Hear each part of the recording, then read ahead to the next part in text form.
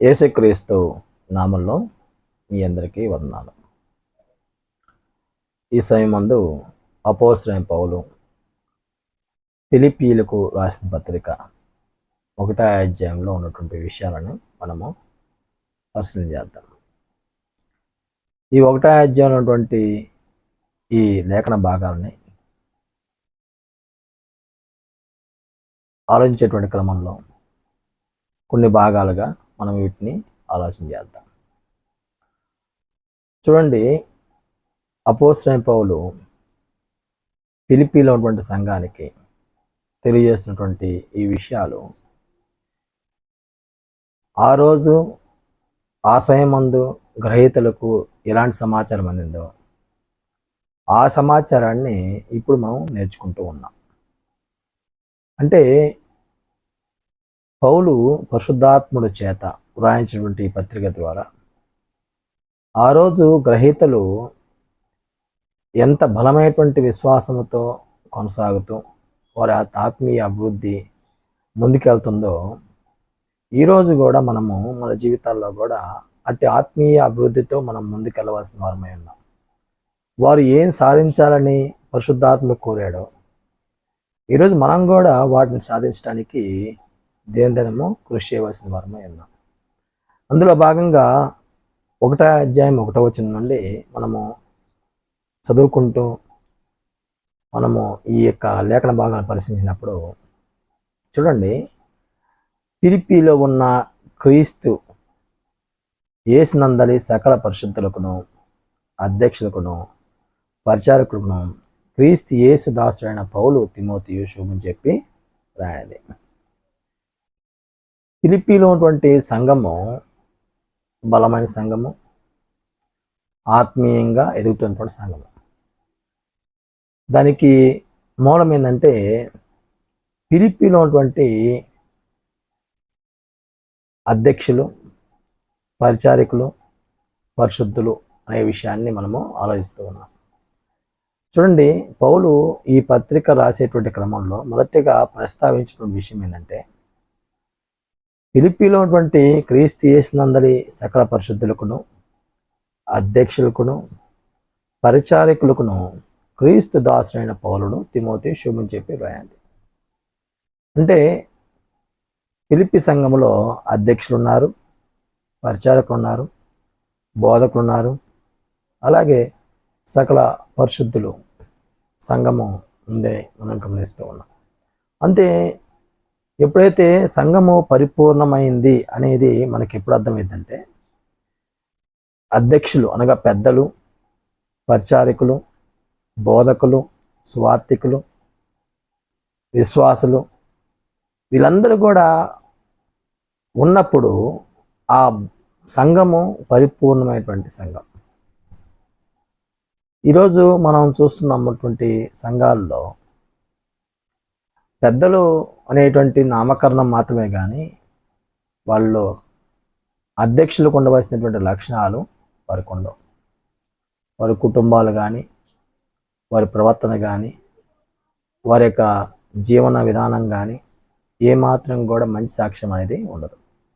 అయినప్పటికీ మేము పెద్దలము, మేము సంఘ కాపర్లము అని వారు చెప్పుకుంటూ ముందుకెళ్ళేటువంటి వారు చాలామంది ఉన్నారు. కానీ లేఖనాలు మనకి ఏం బోధిస్తున్నాయో వాటికి అనుగుణంగా మన జీవితాన్ని మనం క్రమపరుచుకుంటేనే అది చాలా మంచిది, శ్రేష్టమైంది. అందువల్ల ఫిలిప్పీలో ఉన్నటువంటి సంఘము సంపూర్ణమైనటువంటి సంఘం. మొదటిగా 2వ వచనం మనం పరిశీలించినప్పుడు మన తండ్రి దేవుని నుండి ప్రభువు యేసుక్రీస్తు నుండి మీకు కృప సమాధానము కలుగునుగాక. ఈ పత్రిక రాసే సమయానికి అపోస్తలుడైన పౌలుతో పాటు తిమోతి ఉన్నాడు. ఆ కారణం చేత తిమోతిని కూడా తన మనసులో పెట్టుకొని ఫిలిప్పీలో ఉన్నటువంటి సంఘానికి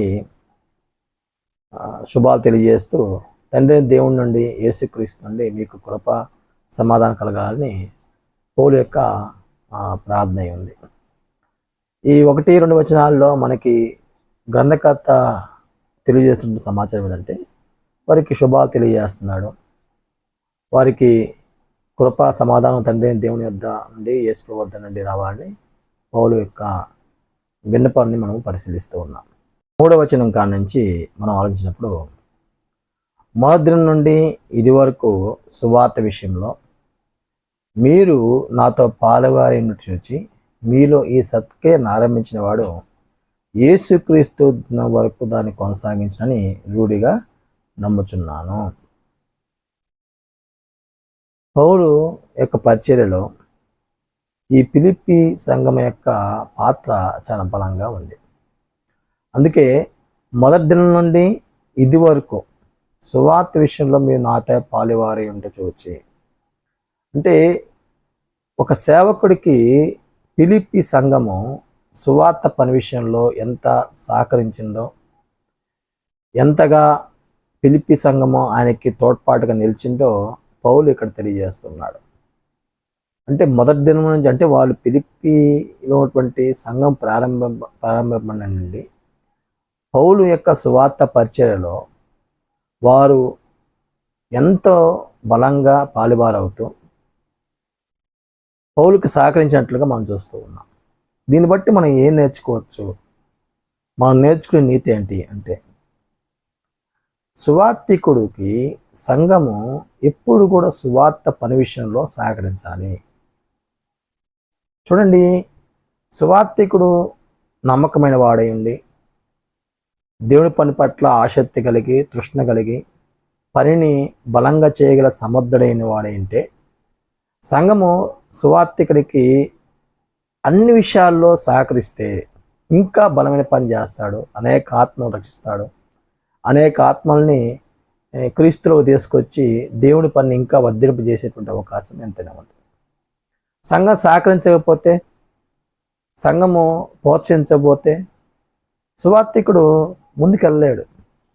అంటే సంఘము ఎప్పుడైనా సరే సువార్తికుడికి సువార్త పరిచర్యలో సహకరించినప్పుడు ఆ పని విస్తరిస్తే ఆ పని వల్ల మంచి ఫలితాలు ఆ సంఘము చూస్తుంది.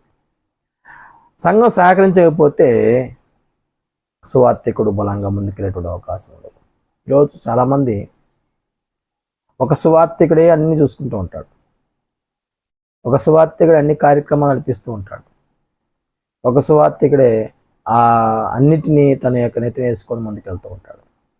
అలా అప్పుడు సంఘం ఎలా ముందుకెళ్ళిద్ది? సంఘం ఎలాగా బలపడద్ది, ఆత్మీయంగా స్థిరపడద్ది? అంత మాత్రమే కాదు, సంఘము విస్తరించేటువంటి అవకాశం ఎంత మాత్రం ఉండేటువంటిది ఉండదు. అందువల్ల ఎప్పుడైనా సరే మనం జ్ఞాపకం చేసుకోవాల్సిన విషయం ఏంటంటే, సువార్త పని విషయంలో సంఘం అనేది, సంఘం యొక్క పాత్ర అనేది చాలా బలంగా ఉంటే సువార్తికుడు మంచి పని చేస్తాడు, ఇంకా అనేక ఆత్మల్ని దేవుని సన్నిధిలో నిలబెట్టేటువంటి అవకాశం ఉంటుంది. అందుకే పౌలు బలంగా పనిచేసేటువంటి క్రమంలో ఫిలిప్పీ సంఘము ఎంతో సహకరించింది. అందుకే మొదటగా ఫిలిప్పీలో సంఘం పట్ల దేవునికి కృతజ్ఞత చెల్లిస్తూ వారిని జ్ఞాపకం చేసుకున్నటువంటి విషయాన్ని మనం పరిశీలించినప్పుడు, సువార్త పని విషయంలో మీరు నాతో పాలువారి ఉన్నారు. ఎప్పటి నుంచి? మొదటి దినం నుండి ఇప్పటి వరకు కూడా నాతో పాలువారి ఉన్నారు. అదేంటి అంటే, ఒక సంఘము సువార్తికుని పట్ల ఉండవలసినటువంటి బాండింగ్, ఒక సమాధానకరమైనటువంటి పరిస్థితులు అంత ఉన్నతంగా ఉంటే పౌలు అంత ఉన్నతంగా పరిచయం చేసేటువంటి అవకాశం ఉంది. ఈరోజు సువార్తికుడికి ఆ సంఘం అంత అటాచ్మెంట్ కలిగి ఉంటే పని బాగా విస్తరించిద్ది, పని బాగా అభివృద్ధి చెందిద్ది. అంటే దేవుడి పని ఎందుకు కుంటుపడుతుంది, దేవుడి పని ఎందుకు బలహీనపరచబడుతుందంటే, సంఘం సహకరించట్ల చాలా సందర్భాల్లో సంఘ సభ్యులు సువార్తికునికి సహకరిస్తే, ప్రోత్సహిస్తే సంఘము ఆటోమేటిక్గా బలపడుతూ ఉంటుంది. అందుకే పౌలు ఈ విషయాన్ని ప్రత్యేకంగా జ్ఞాపకం చేసుకుంటున్నాడు ఫిలిప్పీ సంఘం విషయంలో. మీలో ఈ సత్క్రియను ఆరంభించిన వాడు యేసుక్రీస్తు వరకు కూడా కొనసాగించునని రూఢిగా నమ్ముచున్నాను. అంటే పౌలు యొక్క నమ్మకం చూడండి. అంటే సువార్త పని విషయంలో సువార్తికుడు సహకరించాలి అనేటువంటి ఒక ఆలోచన చాలా బలమైంది. అందుకే దీన్ని ఏమనంటే సత్క్రియ, సువార్తికుడికి సహకరించడము, సువార్త పనిలో సహకరించడము సంఘం యొక్క బాధ్యత ఉంది. ఇది మంచి పని, ఇది గొప్ప పని అయి ఉంది.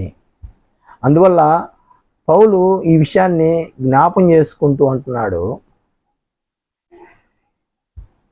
క్రీస్తు దినం వరకు దీన్ని కొనసాగించునని నేను రూఢిగా నమ్ముచున్నాను. ఎప్పటిదాకా? క్రీస్తు దినం వరకు, యేసు క్రీస్తు యొక్క రాకడ వరకు నేను మీరు కొనసాగిస్తారని నేను నమ్ముతున్నానని పౌలు మాట్లాడుతున్నాడు. అంటే ఈ రోజుల్లో సువార్తికుడికి సహకరించేటువంటి సంఘాలు ఎంతమంది, ఎన్ని సంఘాలు ఉన్నాయి అంటే చాలా తక్కువగా మనం పరిశీలిస్తాం. ఆ సువార్తికుడికి ఏ సంఘం అయితే సహకరించి బలపడుతూ ఉంటుందో ఆ సంఘము అనేక చోట్ల పని విస్తరించిద్ది, పని ఉన్నతంగా ఉంటుంది, సంఘం ఆత్మీయంగా ఎదుగుతుంటుంది, అలాగే సువార్తికుడు ఆత్మీయంగా బోతుంటాడు. సువార్తికుడు యొక్క క్షేమం కొరకు వారు ప్రార్థిస్తారు కాబట్టి భౌతికంగాను ఆత్మీయంగాను మంచి మేలు జరిగేటువంటి అవకాశము ఎంతైనా ఉంటుంది. అందువల్ల పౌలు మొదటిగా ఫిలిప్పీ సంఘం విషయంలో జ్ఞాపకం చేసుకున్నటువంటి విషయం ఏంటంటే, సువార్త పని విషయంలో మీరు నాతో పాలువారన్నారు, ఇది సత్క్రియ, ఇది యేసు ప్రభువు దినం వరకు కొనసాగించండి అని పౌలు వారి విషయంలో మీరు కొనసాగిస్తారని నేను నమ్ముతున్నా అని చెప్పి కూడా పౌలు తెలియజేశాడు. 5వ వచనం కాడి నుంచి మనం పరిశీలించినప్పుడు, గనుక మీ అందరి నిమిత్తం నేను చేయు ప్రతి ప్రార్థనలోనూ ఎల్లప్పుడూ సంతోషంతో ప్రార్థన చేయొచ్చు. నేను మిమ్మల్ని జ్ఞాపం చేసుకున్నప్పుడల్లాను నా దేవునికి కృతజ్ఞతాస్తుతులు చెల్లించున్నాను. చూడండి, అది అంటే ఒక సంఘం పట్ల, సువార్తికుడి పట్ల ఉండవలసినటువంటి ఒక బంధం ఏంటది? అందరిని సువార్త పని విషయంలో వాళ్ళు ఎప్పుడైతే పౌలుకు సహకరించి పౌలుతో పాటు పాలువారై ఉండి పౌలుకి అన్ని విషయాల్లో ముందుండి వాళ్ళు అన్ని కార్యక్రమాలు జరిగిస్తూ వచ్చారో, వారి విషయంలో పౌలు ఎంతగా జ్ఞాపం చేసుకున్నాడంటే, మీ అందరి నిమిత్తం నేను చేయ ప్రతి ప్రార్థనలు ఎల్లప్పుడూ సంతోషంతో ప్రార్థన చేస్తున్నాను. అంటే వారు ఆత్మీయంగా ఉన్నారు, సువార్త పనికి సహకరిస్తున్నారు, సంపూర్ణ సంఘంగా ఉన్నారు, వారు అన్ని విషయాల్లో బలపడుతూ ముందుకెళ్తున్న కారణం చేత పౌలు ప్రార్థన చేసేటప్పుడు సంతోషంగా ప్రార్థన చేస్తున్నాడు. బాధపడుతున్నాం, వారి యొక్క ఆత్మీయ అభివృద్ధి ఎలా ఉంటుందో అలాగా ఏమాత్రం కూడా లేదు. సంతోషంగా ప్రార్థన చేస్తూ నేను మేము జ్ఞాపకం చేసినప్పుడల్లా నా దేవుని కృతజ్ఞతాస్తుతులు చెల్లిస్తున్నాను. అది పౌలుకి ఫిలిప్పీ సంఘం పట్ల ఉన్నటువంటి ఒక బంధం. ఈరోజు మనం ఈ మాటల ద్వారా మనం నేర్చుకునేది ఏంటి?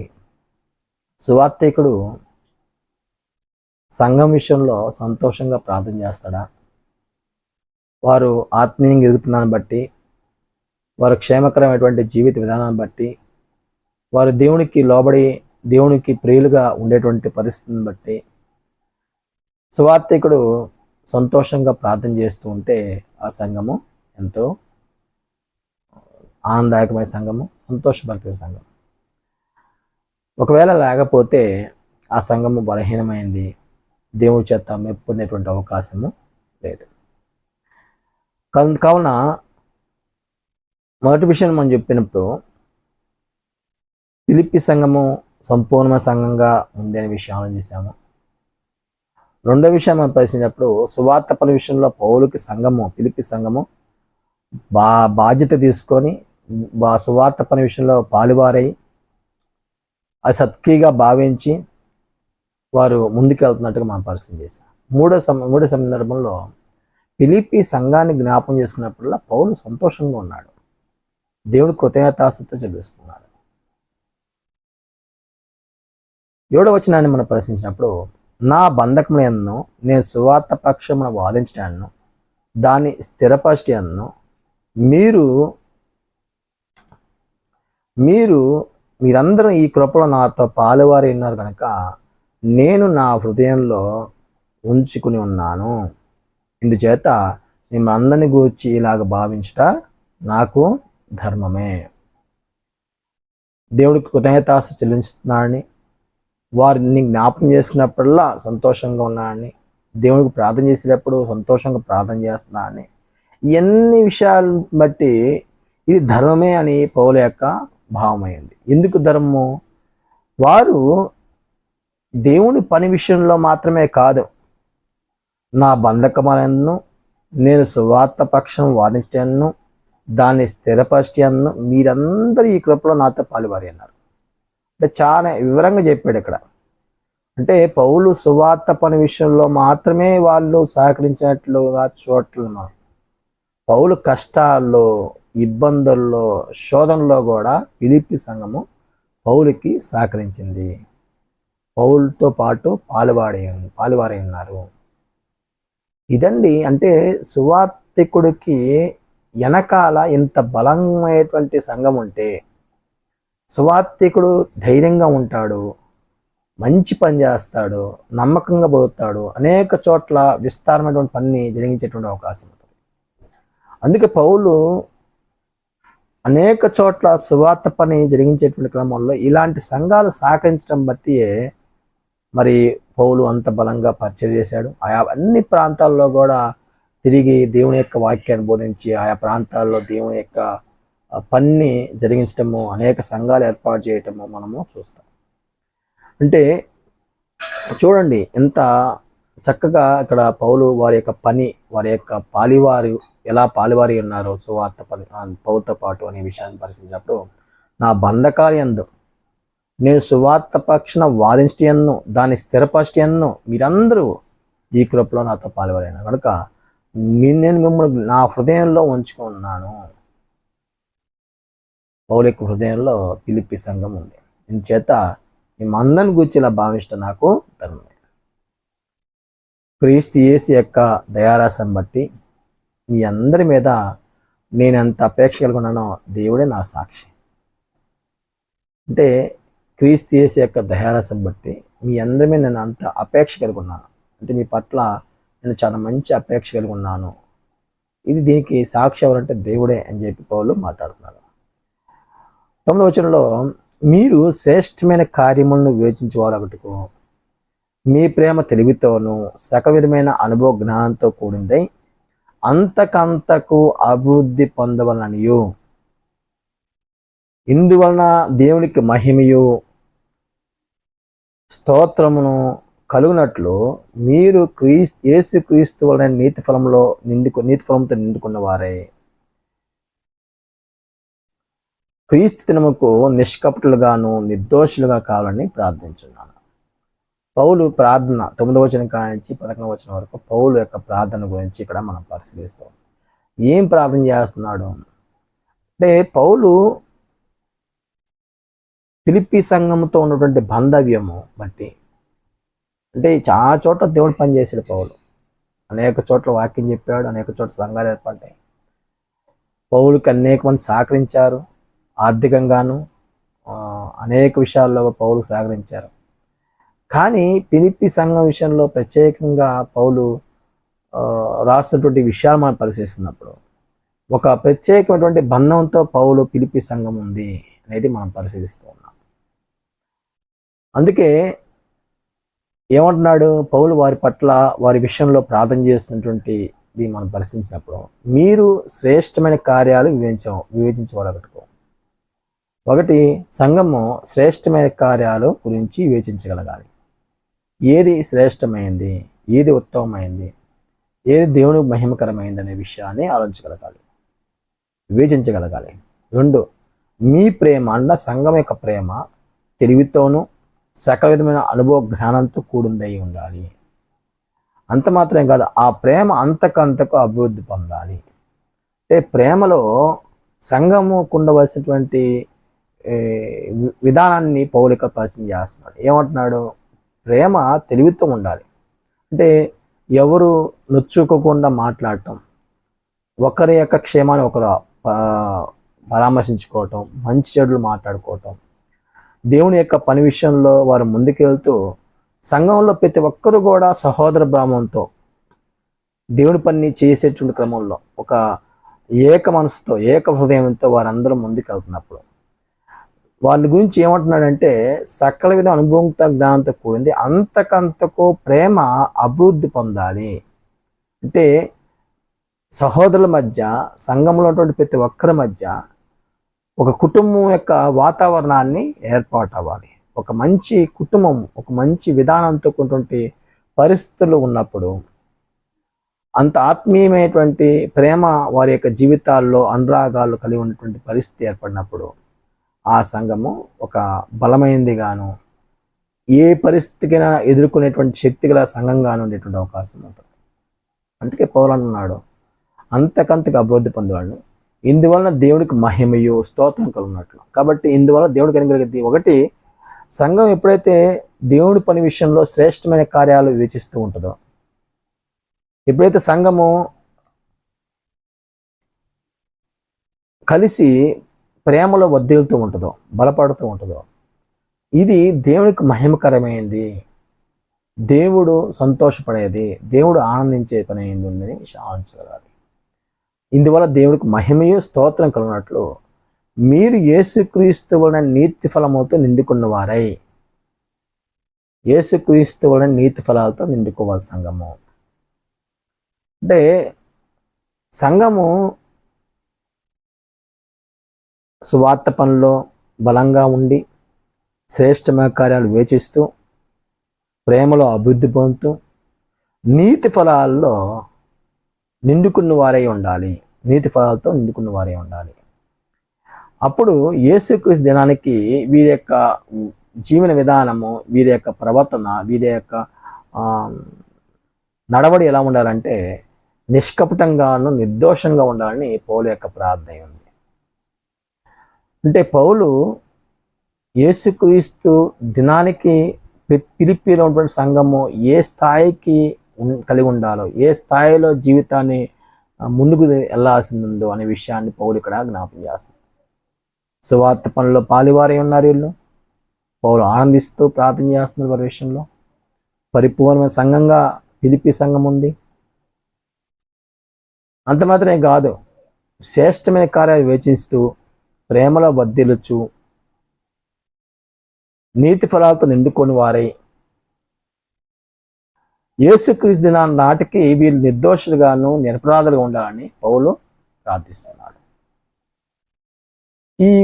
ఈ 1వ వచనం నుండి 11వ వచనం వరకు మనం ఈ యొక్క విషయాలను పరిశీలించినప్పుడు పౌలు ఫిలిప్పీ సంఘముతో ఉన్నటువంటి బంధము, వారితో ఉన్నటువంటి చాలా మంచి కమ్యూనికేషన్ మనం చూసినప్పుడు చాలా ఉన్నతంగా ఉందని మనం పరిశీలిస్తూ ఉన్నాం. ఫిలిప్పీ సంఘము పౌలు సంతోషంగా ప్రార్థించేటువంటి సంఘం. ఫిలిప్పీ సంఘానికి జ్ఞాపకం చేసినప్పుడు దేవుడికి పౌలు కృతంగా చెల్లించేటువంటి వాతావరణము పౌలు యొక్క హృదయంలో ఉంది. అంత మంచి ఉన్నతంగా జీవించేటువంటి సంఘము ఫిలిప్పీలో ఉన్నటువంటి క్రీస్తు సంఘం. ఈ సంఘాన్ని గురించి 1వ వచనం కాడి నుంచి 11వ వచనం వరకు ఏ విషయం తెలియజేస్తారో మనం పరిశీలించినప్పుడు, ఒకటి, ఫిలిప్పీ సంఘము పరిపూర్ణమైన సంఘము. ఏ విధంగా పరిపూర్ణమైన సంఘము? అధ్యక్షులు ఉన్నారు, సువార్థికులు ఉన్నారు, బోధకులు ఉన్నారు, పరిచారకులు ఉన్నారు, పరిశుద్ధులు ఉన్నారు. కాబట్టి ఈ కారణం చేత సంఘము పరిపూర్ణమైనదిగా మనం నిర్ధారించవచ్చు. కాబట్టి ఈరోజు మన సంఘాలు కూడా పరిపూర్ణమైన సంఘముగా ఉండాలి అంటే ఈ పెద్దలు ఉండాలి, అలాగే సంఘ కాపులు ఉండాలి, సువార్థికులు ఉండాలి, బోధకులు ఉండాలి, ప్రచారకులు ఉండాలి, అలాగే పరిశుద్ధులు ఉండాలి. రెండో విషయము, పౌలు సువార్త పనిలో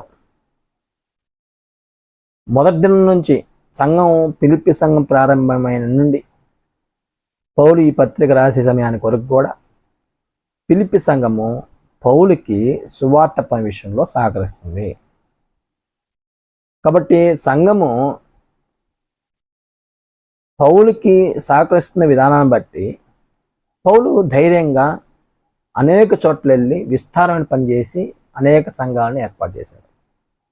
ఈరోజు మనకి ఈ లేఖన భాగం ఎలాగా మంచి విషయం నేర్పిస్తుందంటే, సంఘము సువార్థికునికి సహకరిస్తే, ప్రోత్సహిస్తే, సువార్థికుడు మంచి పని చేసి ఇంకా అనేక ఆత్మలను అనేక సంఘాలలో దేవుడి పనిని ప్రారంభించే విధంగా, దేవుడి పని ముందుకు తీసుకెళ్లే విధంగా అవకాశము ఉంటుంది. మూడో విషయాన్ని మనం పరిశీలించినప్పుడు, ఈ సువార్త పరిచర్య అనేది ఒక సత్క్రియ, ఒక మంచి పని. ఈ పని ఎప్పుడు దాకా కొనసాగించాలి అని సంఘం నిర్ణయించుకోవాలంటే యేసుక్రీస్తు వచ్చేంత వరకు కూడా ఈ పని జరగాలి అనేటువంటి ఆలోచనతో సంఘము పనిచేయాలి. అంటే యేసుప్రభు వచ్చేంత వరకు కూడా సువార్త పని ఆపకూడదు సంఘం. ఆర్థికంగా కానీ, పరిచర్య విషయంలో కానీ, ఏ సందర్భంలో కూడా దేవుని పని జరిగించేటువంటి క్రమంలో సువార్త పని ఆగకుండా జరిగించవలసినటువంటి బాధ్యత సంఘం మీద ఉంది.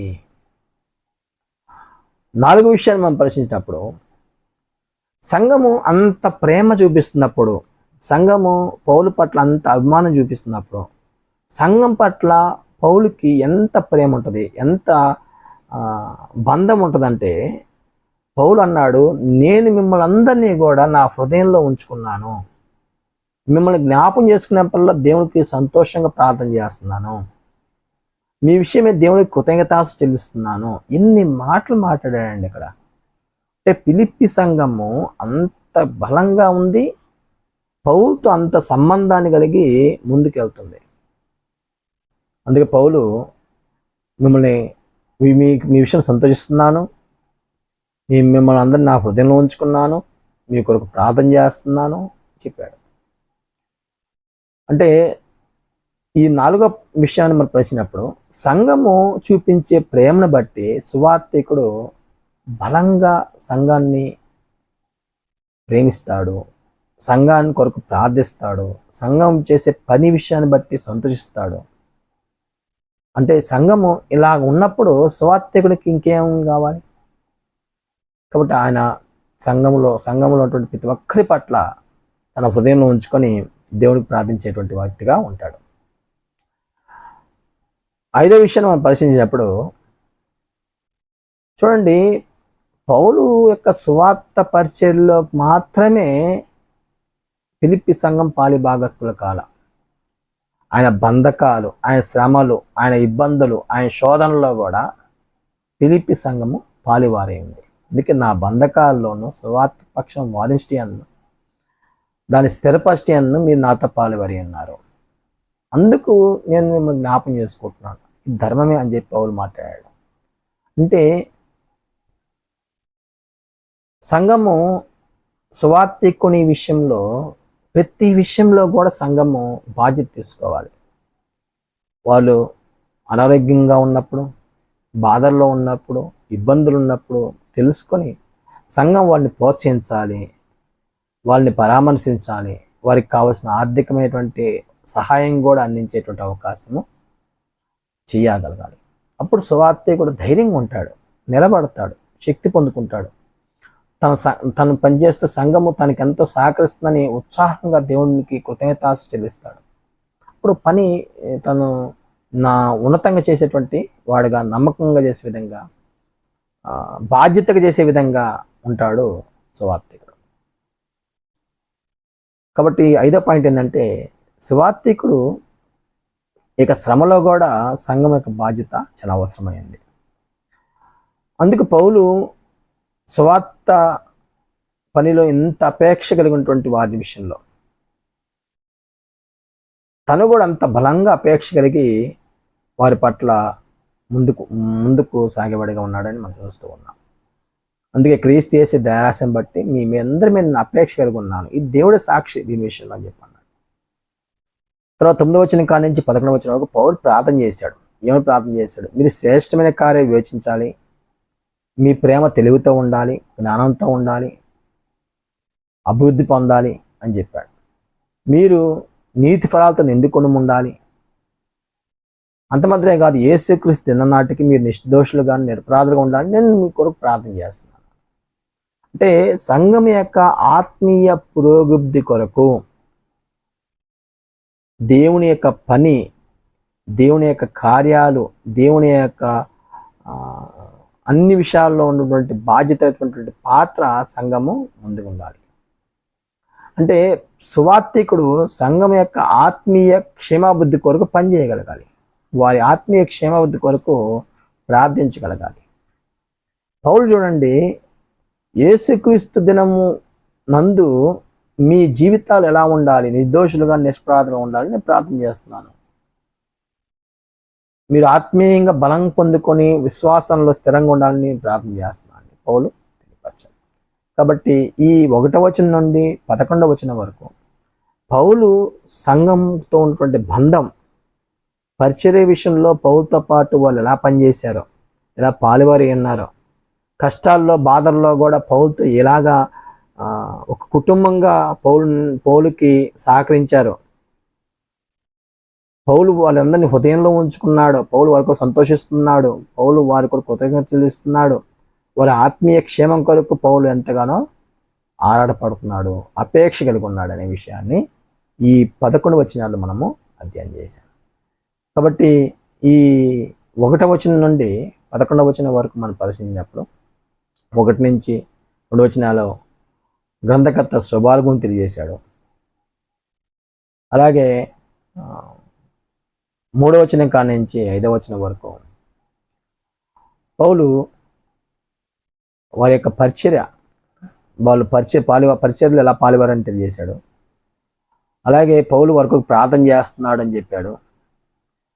పౌలు కష్టాల్లో కూడా పౌలుతో పాటు వారు సహకరించారని, పౌలు యొక్క ప్రార్థన చివరిగా 9వ వచనం నుంచి 11వ వచనం వరకు వారి విషయమే పౌలు ఎలా ప్రార్థన చేశాడు మనము ఆలోచించాలి.